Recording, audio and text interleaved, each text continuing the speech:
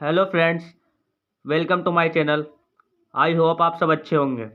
आज से हम स्टार्ट करने वाले हैं पैथोफिजियोलॉजी, जो कि बी फार्मा सेकंड सेमेस्टर का एक सब्जेक्ट है, जिसका कोड है BP 204T।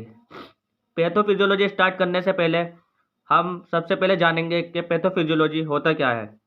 तो चलिए पैथोफिजियोलॉजी के बारे में जान लेते हैं। तो pathophysiology it is the study of disturbance of normal mechanical physical and biochemical function either caused by A disease और एबनॉर्मल सिंड्रोम। मतलब कि ये एक अध्ययन होता है। अध्ययन किस चीज़ का होता है? जैसे कि डिस्टर्बेंस हो जाता है नॉर्मल फंक्शन में, मैकेनिकल फंक्शन में, फिजिकल फंक्शन में और बायोकेमिकल फंक्शन में। ये जो डिस्टर्बेंस होता है ये या तो किसी बीमारी के कारण होता है या फिर किसी सिंड्रोम के कारण होता है। तो पैथोफिजियोलॉजी हमारा जो है दो ग्रीक वर्ड से बना है। पैथोस, पैथोस मीन्स होता है सफरिंग, सफरिंग इसको हम डिसीज भी कह सकते हैं। और physiology means study of function. अभी हमने पिछले सेमेस्टर में एनाटमी एंड फिजियोलॉजी पढ़ा था, तो उसमें फिजियोलॉजी का मतलब फंक्शन था। सेम इसी तरह यहाँ पे भी फिजियोलॉजी का मीन्स फंक्शन ही रहेगा। तो यहाँ चलिए अपने मेन टॉपिक को स्टार्ट करते हैं। तो हमारा मेन टॉपिक रहेगा basic principle of cell injury and adaptation. तो पहले हम सेल इंजरी के बारे में जानेंगे कि सेल इंजरी होता क्या है। तो चलिए पहले समझ लेते हैं कि सेल इंजरी होता क्या है। मान लीजिए ये कोई हमारी सेल है और इस सेल पे स्ट्रेस आके पड़ा। स्ट्रेस आने से इसके इंटरनल और एक्सटर्नल इन्वायरमेंट में कुछ चेंज हो जाते हैं और हमारी सेल जो है इंजर्ड हो जाती है। बस यही है। चलिए इसकी डेफिनेशन देख लेते हैं। सेल इंजरी को हम सेल डैमेज के नाम से भी जानते हैं। सेल इंजरी क्या होता है? Cell injury is a varieties of changes of stress that a cell suffer due to external as well as internal environment. मतलब सेल इंजरी जो होता है हमारा स्ट्रेस के कारण सेल में चेंजेस आ जाते हैं उसके इंटरनल और एक्सटर्नल इन्वायरमेंट में। दूसरे शब्दों में हम ये भी कह सकते हैं कि when the cell internal and external stress of the cell is imbalance then the cell normal functioning disturb। मतलब कि जैसे कि इंटरनल और एक्सटर्नल स्ट्रेस पड़ने से सेल के जो है ना नॉर्मल फंक्शनिंग इम्बैलेंस हो जाती है, तो उसी को सेल इंजरी कहते हैं। तो यार अब जान लेते हैं कि इंजरी कितने टाइप से होती है। तो सेल में इंजरी तीन टाइप से हो सकती है। पहला रिवर्सिबल सेल इंजरी, दूसरा इरिवर्सिबल सेल इंजरी, तीसरा सेलुलर एडेप्टेशन। अब रिवर्सिबल सेल इंजरी होती क्या है मैं पहले आपको समझा देता हूँ। मान लीजिए हमारी एक सेल है और इस पर जो स्ट्रेस है वो बहुत कम है और काफ़ी कम टाइम के लिए है, तो सेल हमारी रिकवर हो सकती है। इसी को हम रिवर्सिबल सेल इंजरी कहेंगे। चलिए देखते हैं। तो इसकी डेफिनेशन में इतना ही कहेंगे कि sometime injured cells recovered back if the stage is mild to moderate, this is known as reversible cell injury. मतलब यही कहना है कि अगर सेल पर स्ट्रेस कम है और कम टाइम के लिए है तो सेल हमारी फिर से अपनी नॉर्मल कंडीशन में आ जाती है, जिसे रिवर्सिबल सेल इंजरी कहेंगे। नंबर 2 आता है हमारा इरिवर्सिबल सेल इंजरी। तो इरिवर्सिबल सेल इंजरी क्या कहेंगे?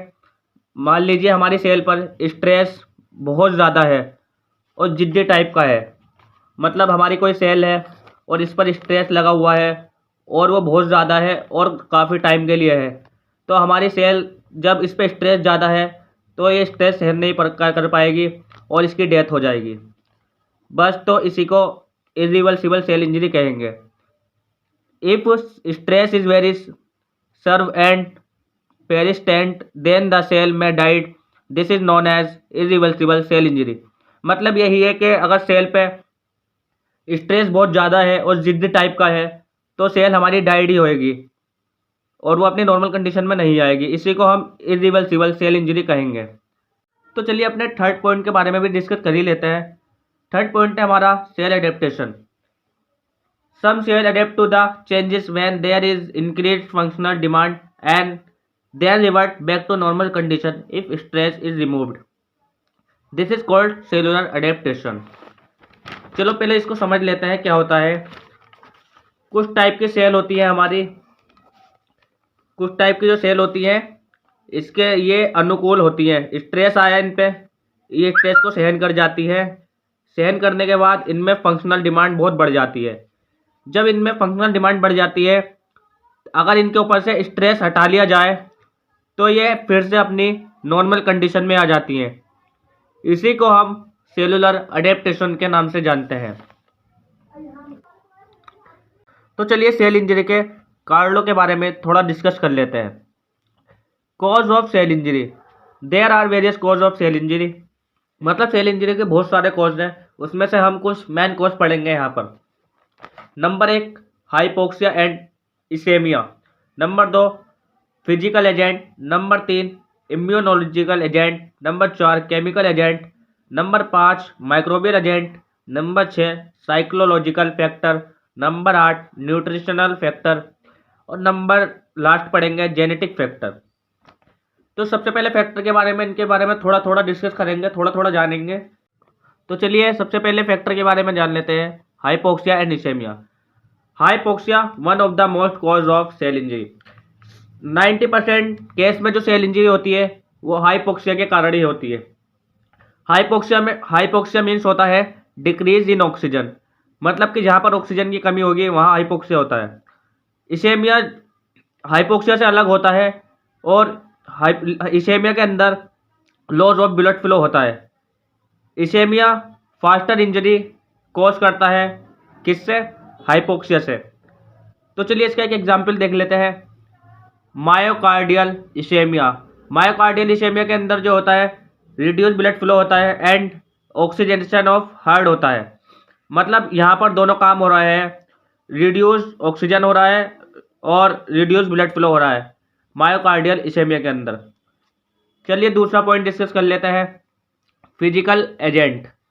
Physical agent are responsible for cell injury. It include heat, cold, changes in atmospheric pressure due to UV light, damage to the skin. बहुत सारे physical agent भी होते हैं जो हमारी सेल इंजरी के लिए रेस्पॉन्सिबल होते हैं, जैसे कि heat, cold, change in atmospheric condition due to light, damage of skin. मतलब अल्ट्रावायलेट किरण जो आती है सूर्य से, जो स्किन को डैमेज कर सकती है, उससे हमारी सेल भी डैमेज हो सकती है। तो फिजिकल एजेंट में इतना ही रहेगा। Number 3 immunological agent. Immune system serve as one of the defence against biological against, but immune system may cause cell injury. मतलब इम्यून सिस्टम जो होता है हमारा, वो हमारी रक्षा करता है बायोलॉजिकल एजेंट से, बट कभी कभी ऐसा होता है कि इम्यून सिस्टम भी हमारे सेल को इंजर्ड कर सकता है।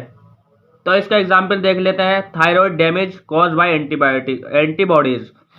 तो antibodies produce by the body against its own tissue. मतलब थायराइड जब डैमेज होता है तो हमारी बॉडीज एंटीबॉडीज रिलीज करती है, किसके लिए? अपने ही टिश्यू के लिए। जब टिश्यू डैमेज होंगे तो हमारी सेल ऑटोमेटिक डैमेज होगी, क्योंकि सेल से ही हमारे टिश्यू बनते हैं। नंबर 4 आता है chemical agent and drug. There are various chemical agent and drug which may cause cell injury. यहाँ पे थोड़ा सा हम इसके बारे में भी जानेंगे, मतलब कि केमिकल एजेंट भी हमारे सेल इंजरी को कॉज कर सकते हैं, जैसे कि ग्लूकोज और सॉल्ट इन हाई कंसंट्रेशन। अगर हम ग्लूकोज को या सेल सॉल्ट को हाई कंसंट्रेशन में लेते हैं तो हमारी सेल इंजरी कॉज हो सकती है। ऑक्सीजन एट हाई कंसंट्रेशन, अगर हम ऑक्सीजन का यूज़ हाई कंसंट्रेशन में करेंगे तो सेल इंजरी कॉज हो सकती है। तो चलिए अपना नंबर 5 देख लेते हैं, माइक्रोबियल एजेंट। बहुत सारे माइक्रोबियल एजेंट के कारण भी हमारी सेल इंजरी कॉज हो जाती है, जैसे कि virus, metazoa, protozoa and bacteria. इन सब के कारण सेल इंजरी कॉज हो सकती है। साइकोलॉजिकल इफेक्ट भी देख लेते हैं। इसमें मतलब कि क्या होता है, जैसे कोई एक ड्रग एडिक्शन है एंड स्मोकिंग, मतलब कोई एल्कोहल का यूज़ करने वाला है और स्मोकिंग करने वाला है, तो सिंपल सी बात है यार, उसके फेफड़े या लीवर कुछ भी डैमेज हो सकता है, या कोई अदर बीमारी हो सकती है, या फिर उसको कोई दिल से रिलेटेड बीमारी हो सकती है। ये अपना नेक्स्ट पॉइंट डिस्कस करते हैं, nutritional imbalance. It is a cause of cell injury. Cell injury में न्यूट्रिशन इम्बैलेंस भी शामिल है। The imbalance of nutritional agent may cause cell injury. जब हमारे अंदर न्यूट्रिशन की कमी या ज़्यादा हो जाता है तो उससे सेल इंजरी कॉज हो जाती है। जैसे nutritional excess cause cell injury, अगर हम न्यूट्रिशन को ज़्यादा अमाउंट में ले लेते हैं तो उससे भी सेल इंजरी कॉज हो जाती है। लास्ट देख लेते हैं genetic factor. The change in the genetic composition of cause cell injury. अगर हमारे जितना भी जेनेटिक कंपोजिशन है, अगर उसके अंदर चेंजेस आ जाए तो सेल इंजरी कॉज हो जाती है। तो इस वीडियो में सिर्फ इतना ही देखेंगे। नेक्स्ट वीडियो में अगला टॉपिक डिस्कस करेंगे।